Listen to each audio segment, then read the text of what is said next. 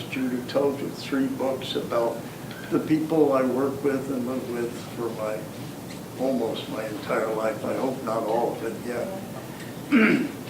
Anyway, I'll start off, and most of these stories took place in Manchester.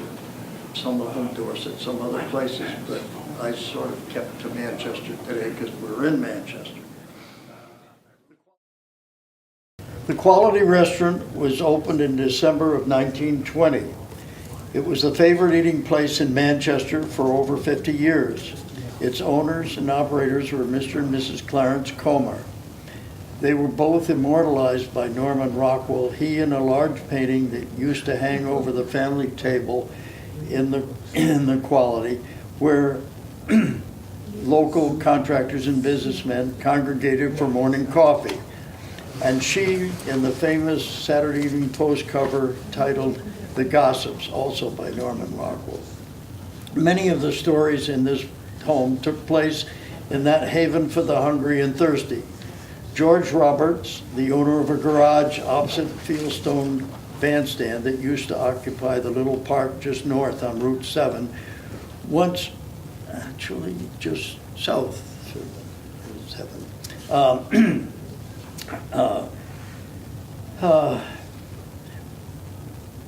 George once ordered an iced tea, only to find that the Comer's son and heir had forsaken their delicious brewed tea for the instant variety. His yowl to Pete Comer still echoes in Manchester. God, Pete, please pour this back on the horse. It never ceases to amaze me how some people have the ability to rise to the occasion despite stressful and unforeseen circumstances that insert themselves into an otherwise normal situation. Such a man was Leo Grout. This stalwart citizen was a large and rugged individual, soft-spoken and purposeful in all his daily chores. He had worked all his life to support himself and his family, and his only apparent sin was an occasional pipeful of tobacco. Leo was in the garage business with his son Ed in the late 1950s and early 60s in South Dorset, which is, I live in the town of Dorset. And they were also dealers for case, farm equipment, and earth-moving equipment. One warm summer evening, this kind man took his family to the movie playing at that time in the old Manchester Playhouse that no longer exists as a theater in the village. Leo was not a man of sartorial persuasion and almost always wore bib overalls. After the show, the attendant crowd was in the usual press to exit the theater when his wife whispered to him that his zipper was in the down position. At that moment, Leo was directly behind a very large woman in a gingham dress, which gave him a screen to correct the problem. As luck would have it, a vagrant breeze in the lobby billowed her dress at the exact moment that the open fly was yanked up to its closed position. There was apparently no way to reverse the zipper, so with the patience and originality born into such resolute souls, the senior Grout dug deep in his pocket, produced and opened a sharp Barlow jackknife, grabbed a handful of surplus fabric, and severed the connection. The sight of the retreating matron with a large irregular hole in the rear of her raiment was only slightly less uproariously funny than the vision conjured up of her attempting to persuade her family that she didn't know how such a disaster happened during an evening in the cinema. And there were some great people that lived here. Irving Lee was an elderly but sprightly man when I first started my electrical business. His movements were always quick and sure, as were his dealings, financial and otherwise. He bought and sold properties long before this area was overrun by realtors, and the exchange of land became so popular and so expensive. Mr. Lee would buy some derelict house, put some of his own work and that of the trades into a generally cosmetic revamp, and then peddle it to a buyer at a modest profit. On a fall day in the late 50s, this gentleman flagged me down and said, "Mr. Tyler, I have bought the Hughes place on McNamara Road and no wiring is in it. How much will it cost to put electric in? Just one light, one outlet for plugging in each room. Also, will you have the power people put the cable to the house? I went up to the building, looked it over carefully, and went back to the place where he was working. Bell, how much? And my tobacco chewing customer. I replied, I could do the whole job for $800. This was 50 years ago. I just didn't want anybody to hold me to that price. I replied I could do the whole job for $800. The next query was, that sounds okay, now how much for cash? I quoted him a slightly reduced price and received this advice. You go ahead and do the job, my boy, and I want you to know, always remember that what Irving Lee told you today, cash has no name. When the job was done, I was paid $750 cash. Another character, Dana Thompson, was chief of police in Manchester until that horrible December night in 1972 when he was shot to death by a druggie named Baddock. This outlaw had been cornered in Whipple's drugstore while in the act of robbing it. Dana was a soft-spoken, kindly gentleman who was universally liked and respected by all who knew him. I prefer to remember his many kindnesses to us green rookie cops and also to the young people of the area. His sense of humor was as dry as the pipe that was his constant companion. I was riding with him one winter Sunday in the late 60s when we pulled over into the parking lot in front of Wilcox Fuels, which is now Door Oil. It was not a very cold day, so we rolled down the window in the cruiser so we could hear as well as watch the snowmobiles hurtling around the racetrack at the recreation area.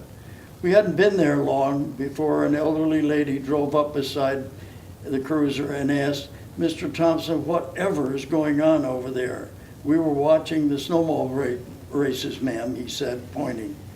My goodness, she said, how long have they been racing those things? And Dana's answer was, I think that they built the second one. Kit and Angie were just out together and went to Alfie's nightclub one evening for a little dancing and watching the fun. The place was, as usual, overflowing with all kinds and ages, enjoying the loud music and generally having a good time.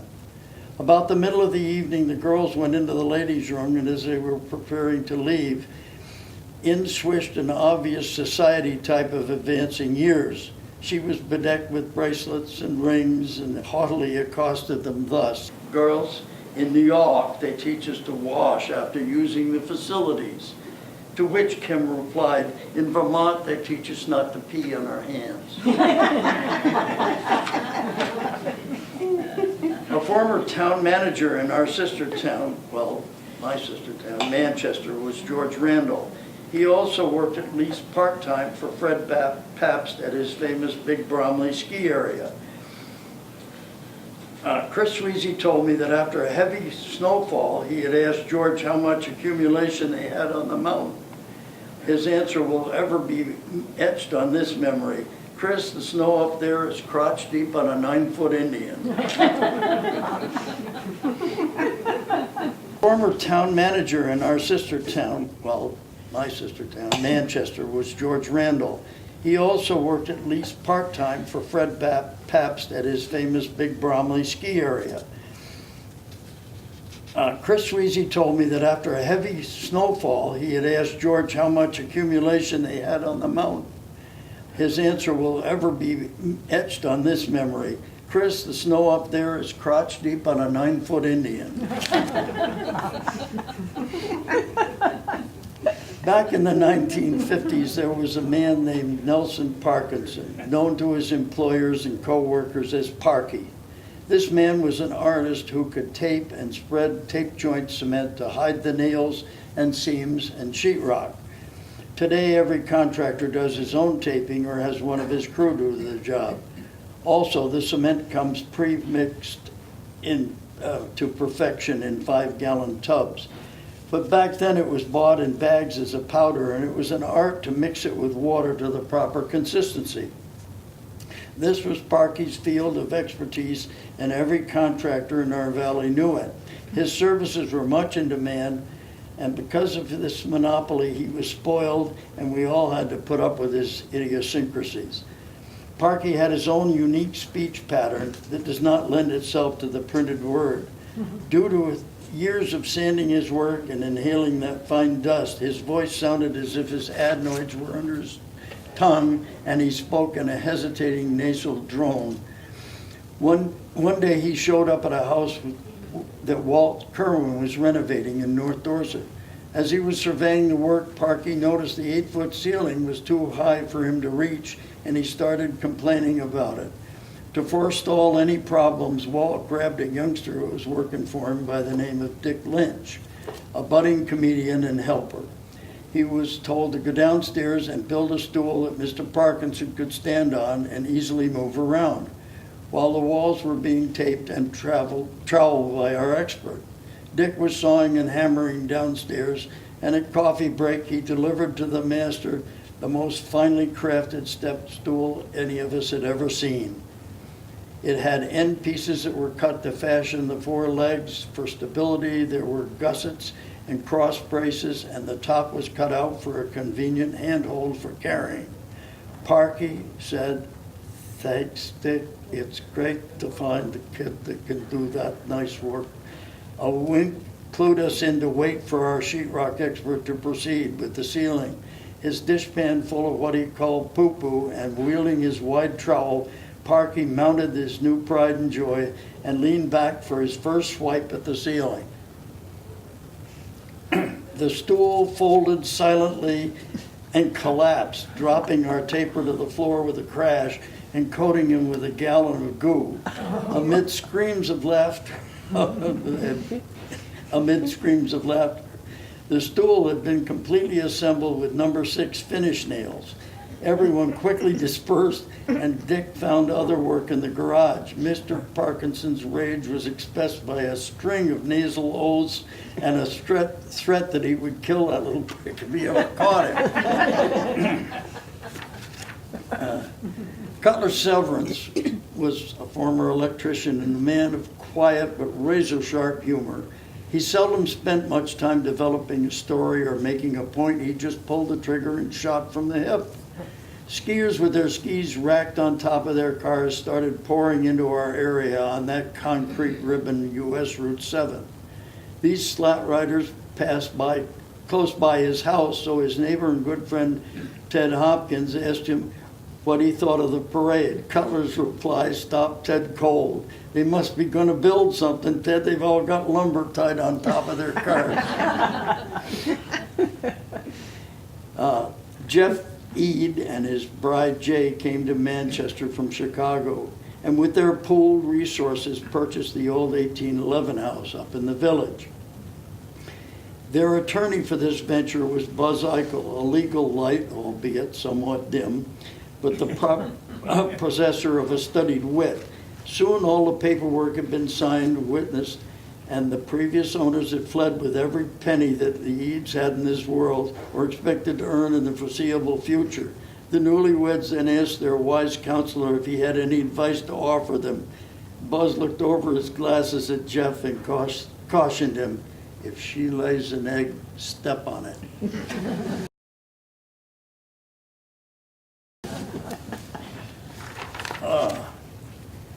The family table at the Quality was always full at morning break time. Some of the area's greats were ranged at that long booth on 2 benches which could accommodate an even dozen 6 to a side. Hawk Dufresne, Don Powers, Chris Sweezy, Artie Witt, Gene Keata, George Heaslip, Howard Ambrose, John Batchelor, Bernie Wilcox, sometimes Milt Rockwell, King Reed, our voice in Montpelier, yours truly, and assorted other local businessmen.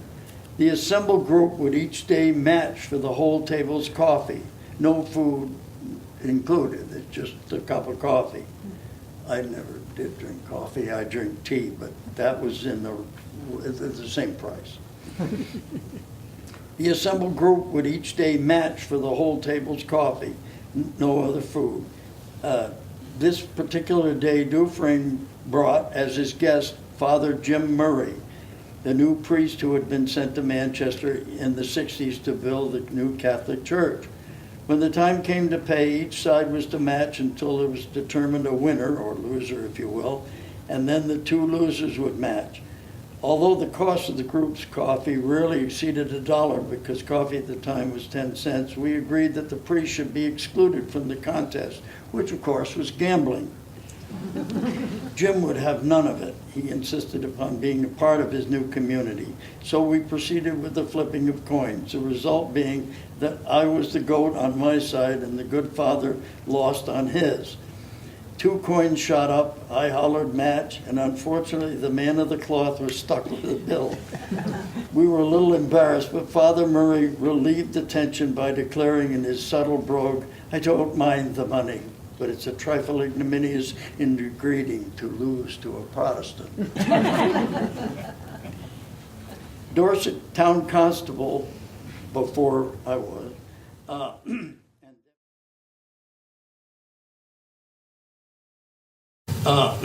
and Deputy Sheriff for many years, Howard Brophy, was also a friend and neighbor of Frank Benedict. Unfortunately, you may have heard this before, Bob.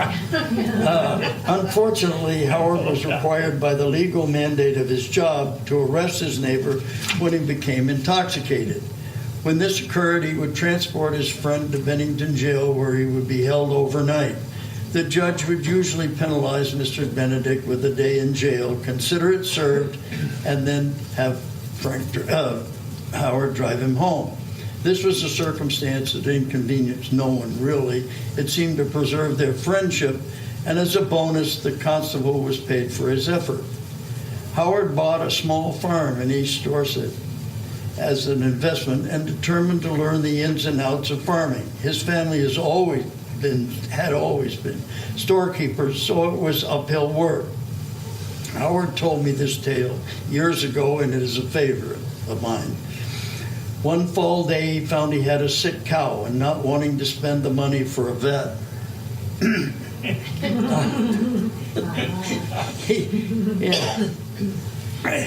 he called Frank to ask him what to do. "Well, what's she doing?" Frank asked. "Well, she's down on her side and her tongue's out and she's lolling," came the answer. "Well, where have you got him pastured?" "Well, up on the hill in the old orchard," said Howard. "Has she been eating apples?" "Well, I guess she has," offered the cow's owner. "Well, then sure as hell she's drunk," was the verdict.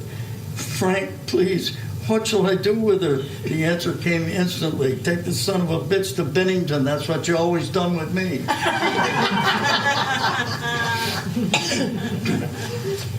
You can edit this if you want to. Here's another one about Cutler Severance. He was a lifelong, stubborn, conservative Republican and left no doubt in anyone's mind as to his political philosophy. He was confined to Putnam Hospital in Bennington for an undisclosed ailment that required surgery and the possibility of a blood transfusion. The doctor was explaining in detail the steps that were to be taken and was interrupted by this native Yankee. "You cut where you have to, and as for the blood, I don't care whether it comes from a man who is white, black, yellow, or red, but if I ever vote Democrat after this, I'll come back and hunt you down."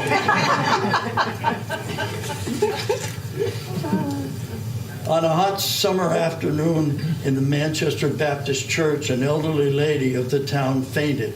As she lay in the aisle, her eyes closed, Bob Brewster, a pillar of that congregation and coincidentally the town's undertaker, leaned over the prostrate figure. She opened her eyes, saw Bob, and asked, "Be I dead?"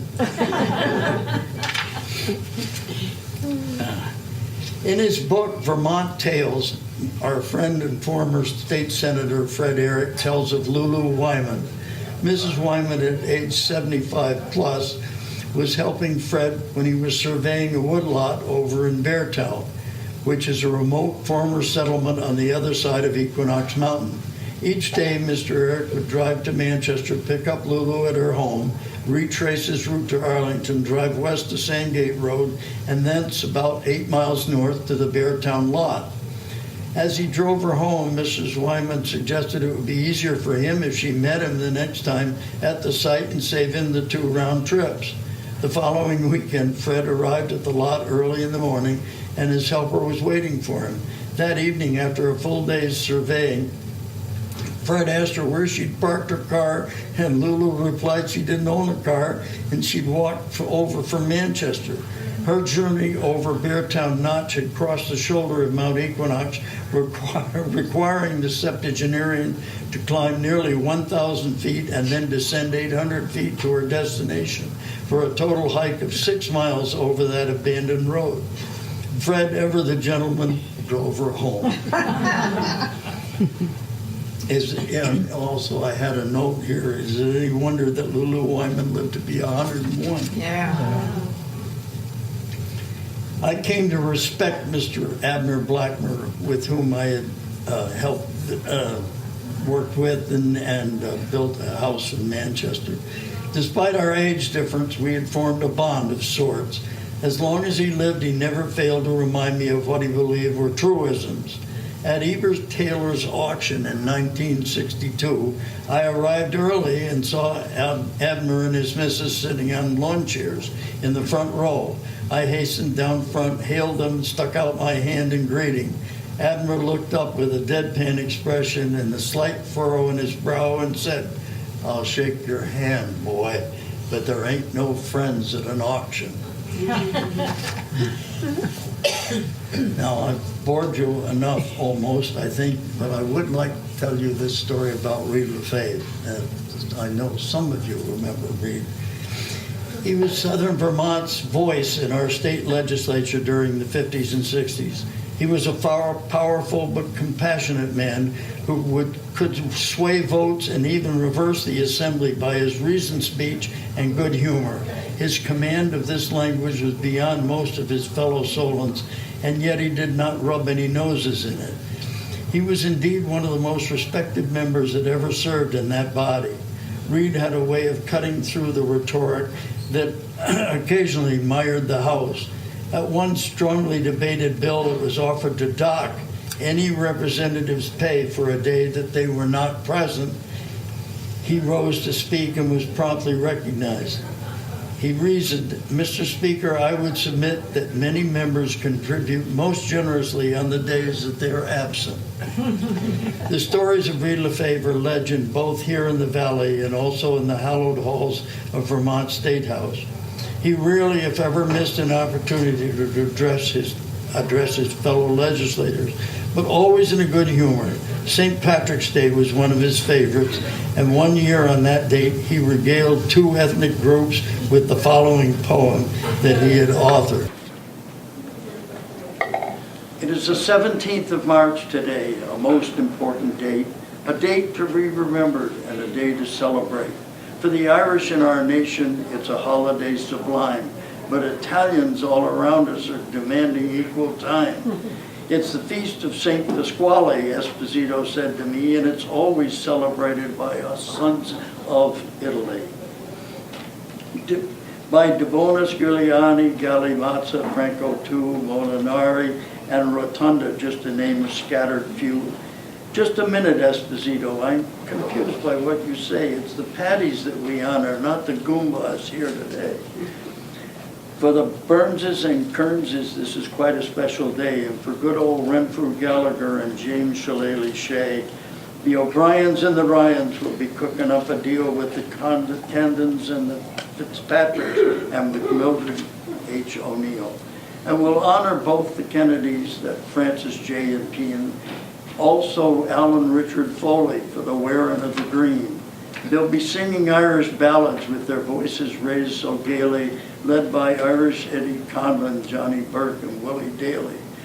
In the Senate, there's Jack Daly, and there's Crowley, and there's Kane, Dottie Shea, and Chuck Delaney, voices raised in sweet refrain. Yes, I once served in the Senate, and my memory takes me back to a fighting Irish senator I nicknamed Tiger Jack. Through the dust and smoke of history still hanging in the air, his name 100 years from now will still be whispered there. These sessions come, the sessions go, no matter how we're faring. this house would be a duller place without the sons of Aaron. And I think that's probably a good place to stop. The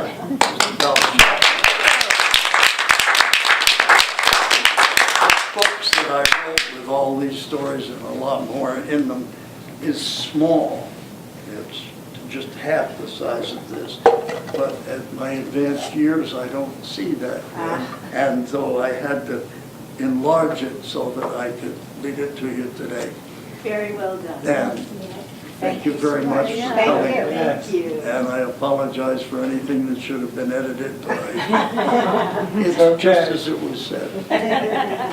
Thank you very much. Does anyone have any questions that they would like to ask Terry?